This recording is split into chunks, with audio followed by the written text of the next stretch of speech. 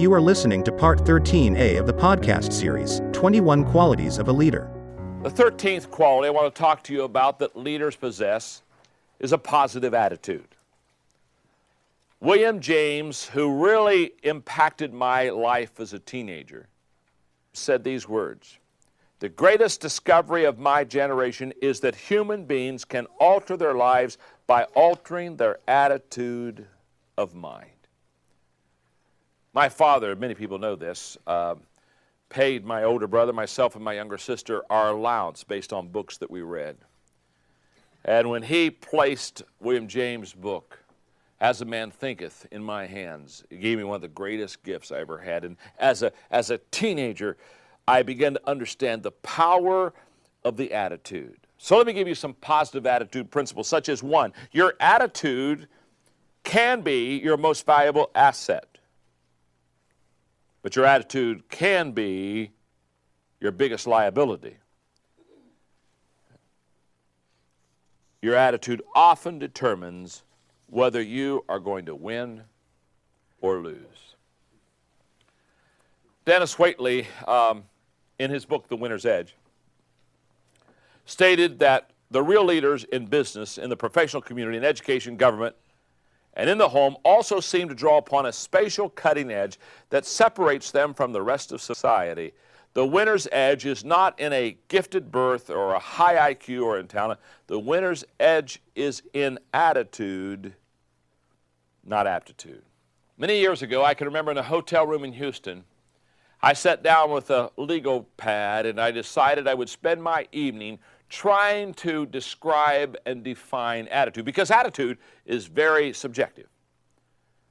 So I thought, how can I make attitude tangible? How can I help people get a handle on it? I remember that evening. It was many years ago now, probably a good 20. Here's what I wrote. Attitude is the advanced man of our true selves. Its roots are inward, but its fruit is outward. It's our best friend or our worst enemy. It's more honest and more consistent than our words.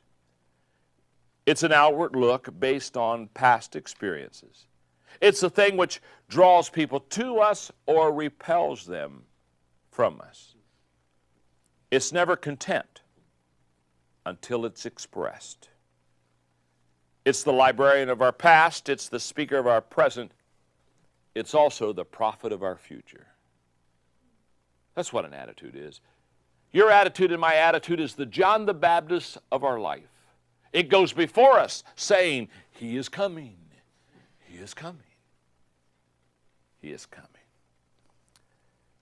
The second thing I would want you to note is that your attitude is a choice. That's a fact. Just a couple of months ago while in Europe, I spent 3 days with a marvelous, marvelous guide because I wanted to go to Berlin and really do some World War II stuff. And so we just had an incredible time. And a lot of things I learned. It was an amazing experience. But one of the things that was probably the hardest thing of all was going to a concentration camp. And reading the words and seeing the pictures and standing where so many people were so wrongly treated. One of the people that spent time in a concentration camp was Viktor Frankl.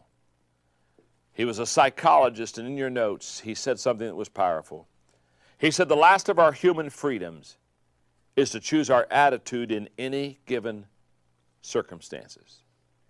He knew the truth of that statement because he survived imprisonment in a Nazi death camp, and throughout his ordeal, he wouldn't allow his attitude to deteriorate. You know what Viktor Frankl knew? Viktor Frankl realized that he could not choose his circumstances, but he could choose his attitude in the midst of his circumstances. Often I've said, I cannot always help what people do to me, but I can always help what I do to them. I can always choose my response to others. Our attitude's a choice. Thirdly, our attitude continually needs adjustment. And attitude adjustments are needed during difficult times. And what I have learned is it's during the difficult times that our attitude usually gets out of whack.